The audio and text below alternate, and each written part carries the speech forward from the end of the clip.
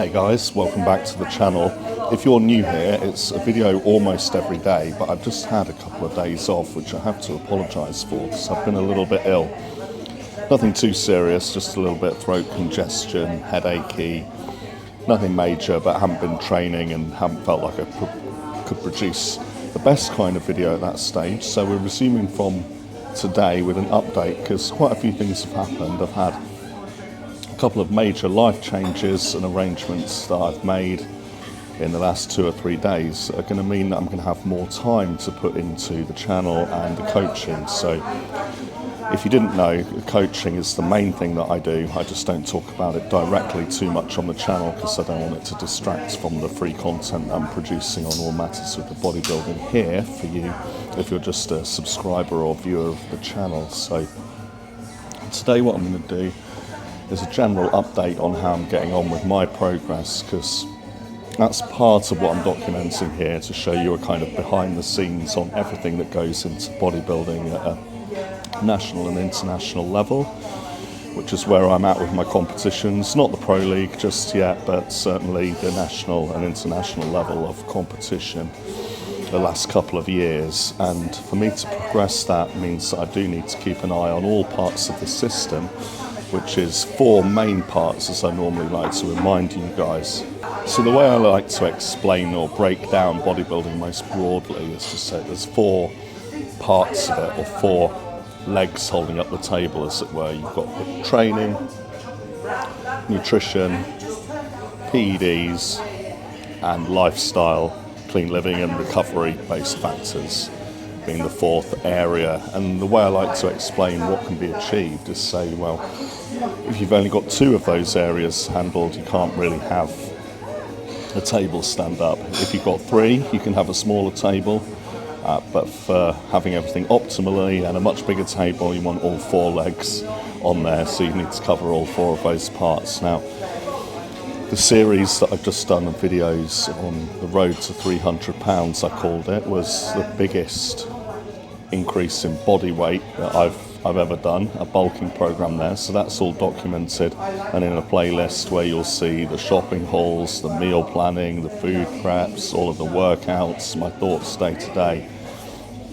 on that series. And then the very last video is showing what I was looking like at 300 pounds. Then after that I did the series called the Extreme Reset or Reset Week, and that was all about bringing about a tidy up in terms of body composition with 3 days of carnivore diet and 4 days of water fasting, which would hopefully make everything work better for the next series of gains, with my digestive system taking a break and renewed function of all of my body from autophagy, clearing out all the useless debris and everything from all the cells in all the body would hopefully be useful. The full success of that won't be determined until a later date, but that week as part of a broader phase at the moment while I'm on cruise, which I would say that out of those 4 areas of bodybuilding, I'm really concentrating on lifestyle and recovery factors. So what I've been doing just now is looking at how I can get a schedule together for the soft tissue work that I've been doing. So on the penultimate day of my reset week, I had gone for muscle recovery and the treatment, and had the scrapers and the deep tissue massage on loosening up all of those areas. I'm going to be focusing more on expanding my repertoire of stretches to improve the muscle flexibility and reduce all that tightness, which will mean that I won't be getting so much out of my training exercises in the months to come. So I'm focusing on that. But the headline item, because I've tackled most things in the past, you see, I've been teetotal for 7 or 8 years now, and that was a huge difference in my gains and how seriously I could take everything else by completely removing alcohol from my life that length of time ago. That was one of the best things I did, but the headline item in that 4th topic area at the moment for me is sleep. So I have mentioned on the channel a number of weeks ago that I was undergoing a sleep study to see what was going on with my sleep and see how I could optimize it or improve any problems and get better sleep, to get better improvement in that area and across my whole progress and health as a result of what could be addressed there.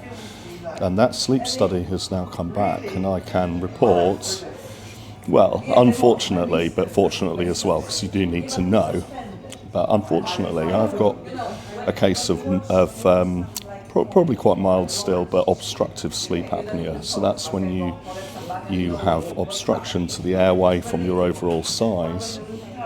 That means that you're not getting as much oxygen as you should do through the night, and that those breathing disturbances and heavy snoring make you wake up lots of times in the night, which means that you're very sleepy during the day, have problems during the day concentrating and staying awake and feeling full energy, because you're never getting proper restful sleep, because even aside from the times that you wake up in the night, you're not getting into a deep sleep because your breathing is permanently disturbed there, and you can only sleep on your side. I'd already realised it's best to sleep on your side.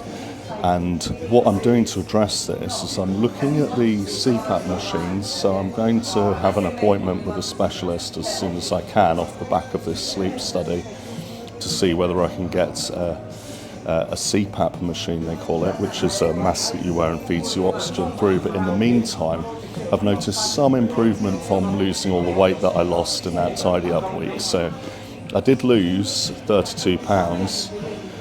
I've bounced back by about 12 pounds because a lot of the weight loss is to do with water and glycogen storage and the actual food in various stages of digestion actually in your system. That's all cleared out by the time you've got to a fourth day of fasting. Now all of that's back in. I'm 12 pounds up, so I'm now hovering at about 280 pounds, so 20 pounds lower than my heaviest weight that I recorded on film the other week.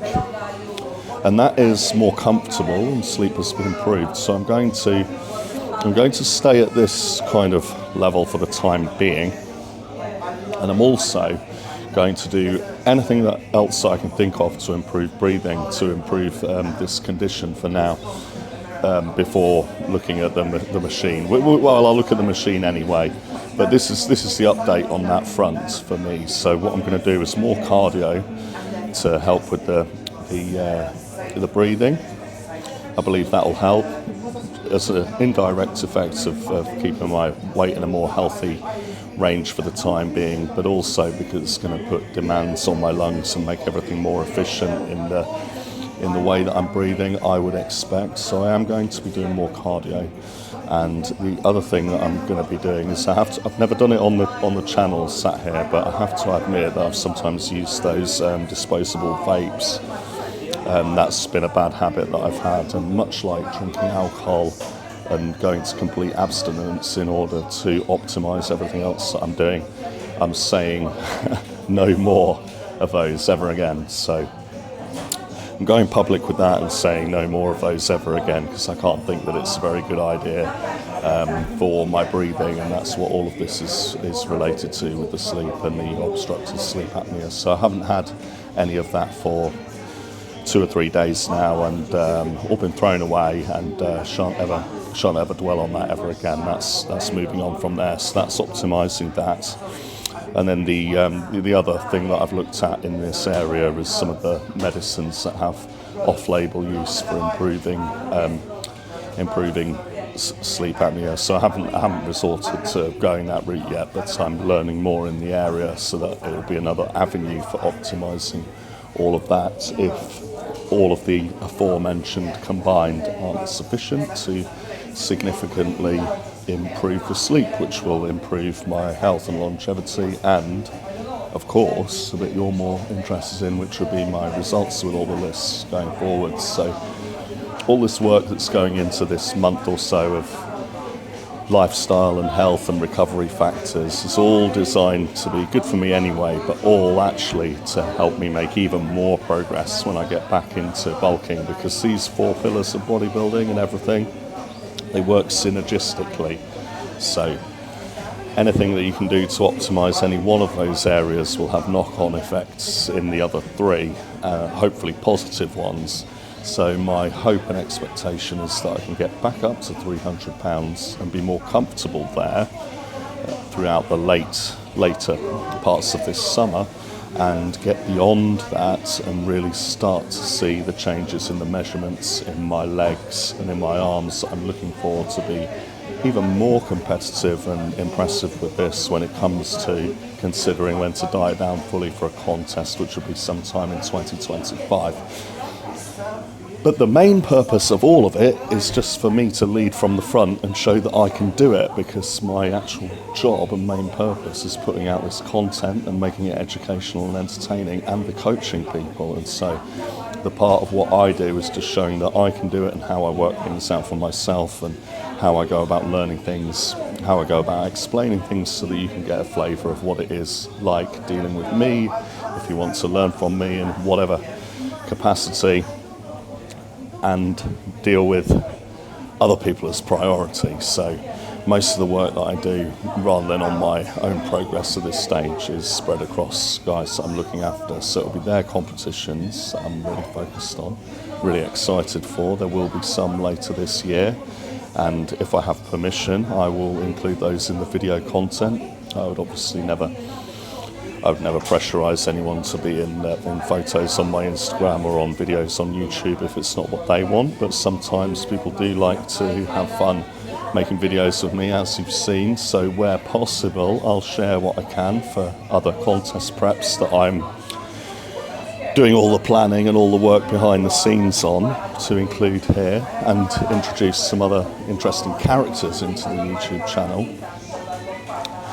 And then see if there's any work with anyone that I'm doing off season to grow to compete next year that I can also include to be more relatable to those of you that aren't thinking about doing this for competitions but just doing it for your own purposes, which is often the better and more balanced way anyway. So that's the update from me. That's what's going on with my progress, where it all sits in what I'm doing with this channel. And I will be back online tomorrow, hopefully with some gym content. I'm not feeling so congested, and we'll be working nice and hard again with more cardio, as I've just noted. But I'm happy to take any questions, as usual, in the comments. Put them on. Consider subscribing if you want all of the honest content about what really goes on with bodybuilding. And we'll be speaking very soon. Cheers.